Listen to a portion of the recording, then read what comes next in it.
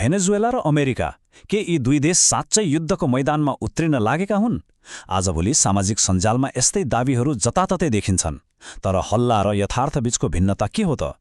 आउनुहोस् यो जटिल सम्बन्धको गहिराईमा पुगेर सत्य के हो त्यो पत्ता लगाऊं।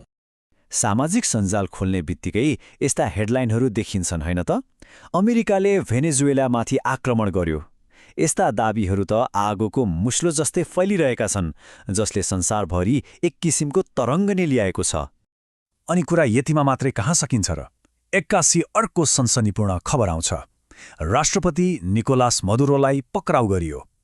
अब यस्ता खबर सुनेपछि त जो कोही पनि आत्तिन्छ, एउटा आपतकालीन अवस्था जस्तो माहौल बन्छ। तर के यो सबै साँचो हो त? कि साँच्चै युद्ध भयो?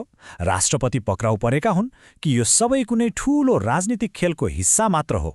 आज हामी तथ्य र प्रमाणको आधारमा यी सबै प्रश्नहरूको जवाफ खोज्नेछौँ।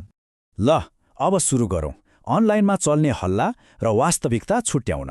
यो कथा बुझ्नलाई पहिले हामीले भेनेजुएलालाई चिन्नुपर्छ। यो दक्षिण अमेरिकाको एउटा यस्तो देश हो जो प्राकृतिक स्रोतले त भरिपूर्ण छ, तर गम्भीर आन्तरिक सङ्कटसँग पनि जुधिरहेको छ। सोच्नुस् त, एउटा यस्तो देश जससँग संसारकै सबैभन्दा धेरै तेल छ, तर त्यही देश आज चरम आर्थिक सङ्कट, राजनीतिक अस्थिरता अनि अन्तर्राष्ट्रिय प्रतिबन्धको मारमा छ। कस्तो विरोधाभास हो! यही नै हो भेनेजुएलाको कथा, जसको नेतृत्व अहिले राष्ट्रपति निकोलास मादुरोले गरिरहेका छन्। अब यही कथाको अर्को पाटो हेरौँ, अमेरिकाको दृष्टिकोण। अमेरिकाको नजरमा मादुरो सरकार अलोकतान्त्रिक छ, भ्रष्ट छ र मानवाधिकारको उल्लङ्घन गर्छ। हो, यहीँबाट सुरु हुन्छ यी दुई देशबीचको गहिरो तनाव। तर प्रश्न उठ्छ, किन छ त यत्रो ठूलो विवाद? केही सतही कारण मात्रै छन् कि यसको जरो अझै गहिरो छ? कुरा त्यति सजिलो छैन। यसका पछाडि निकै जटिल कारणहरू लुकेका छन्। खासमा यो विवादका तीनवटा मुख्य जडाहरू छन्। पहिलो त भइहाल्यो तेल र प्राकृतिक स्रोत, दोस्रो राजनीतिक सोचको लडाई, समाजवाद विरुद्ध पुँजीवाद, र तेस्रो जियोपोलिटिक्स, मतलब कोसँग मिल्ने भन्ने विश्वव्यापी खेल।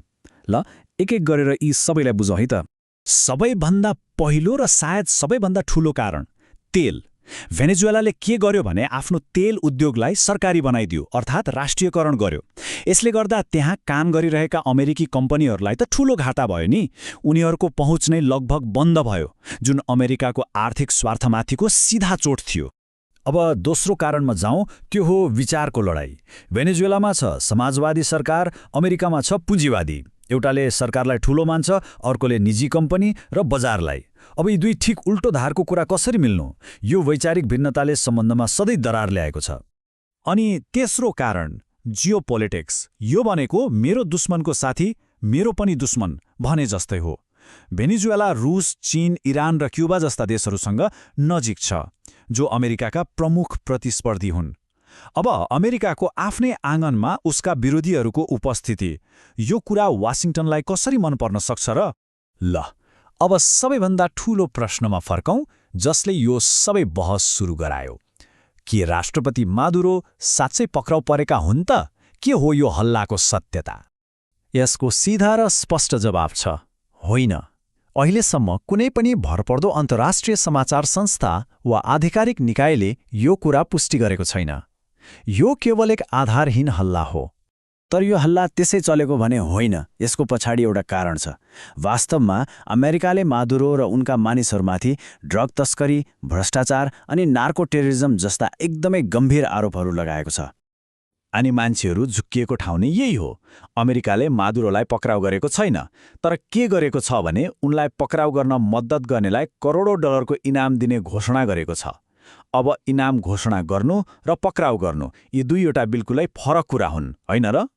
तर सामाजिक सञ्जालमा के भयो भने यही इनामको घोषणालाई पक्राउ नै गरियो भनेर गलत अर्थ लगाइयो र भाइरल बनाइयो। यो त सरासर गलत व्याख्या भयो। खैर, एकछिनको लागि सोच्नुहोस् त, यदि अमेरिकाले साँच्चै यस्तो गरेको भए के हुन्थ्यो? के अन्तर्राष्ट्रिय कानुनले एउटा देशलाई अर्को देशको राष्ट्रप्रमुखलाई पक्राउ गर्न दिन्छ? संयुक्त राष्ट्रसङ्घको नियम एकदमै प्रष्ट छ। एउटा देशले अर्को देशको भित्री मामिलामा हात हाल्न पाउँदैन। यो गैरकानुनी हो। हरेक देशको आफ्नो सार्वभौमिकता हुन्छ र त्यसको सम्मान गरिनुपर्छ। अनि यो विषयमा संसार पनि दुई कित्तामा बाडिएको छ। एकातिर रुस र चीन छन् जो भन्छन् भेनेजुएलालाई एक्लै छोडिदेऊ। अर्कोतिर अमेरिका छ जो मादुरो सरकारमाथि दबाव बढाउन चाहन्छ। अनि धेरैजसो ल्याटिन अमेरिकी देशहरू पनि बाहिरी हस्तक्षेपको विपक्षमा छन्। यसले गर्दा यो मामला छनै गन्जागोल भएको छ। त्यसो भए अब निचोड के त? यदि ट्याङ्क र लडाकु विमानहरू छैनन् भने के त्यहाँ कुनै युद्ध नै भइरहेको छैन त? वास्तवमा आजकल युद्धको तरिका नै फरिएको छ र हामीले त्यसलाई बुझ्न जरुरी छ। फेरि पनि स्पष्ट पारौं, अमेरिका र भेनेजुएलाको बीचमा सिधा सैन्य लडाई भएको छैन। हामीले सोचेको जस्तो परम्परागत युद्ध होइन यो। तर लडाईँ त भइरहेको छ फरक मैदानमा। यो हो आर्थिक युद्ध, राजनीतिक युद्ध र सबैभन्दा खतरनाक सूचनाको युद्ध, अर्थात् इन्फर्मेसन वॉर। त्यो मादुरो पक्राउ परे भन्ने हल्ला पनि यही सूचना युद्धको एउटा हतियार हो जसले मानिसको सोच र धारणालाई निशाना बनाउँछ। त्यसैले यो पूरा घटनाले हामीलाई एउटा निकै महत्त्वपूर्ण कुरा सोच्न बाध्य बनाउँछ। अबदेखि कुनै पनि खबर देख्ने बित्तिकै एकछिन रोकिएर सोचौं, यो खबर कहाँबाट आयो, यसको प्रमाण के छ, अनि यो फैलाउनुको पछाडि कसको के फाइदा होला? आजको डिजिटल जमानामा सायद योभन्दा जरुरी सवाल अरू केही छैन।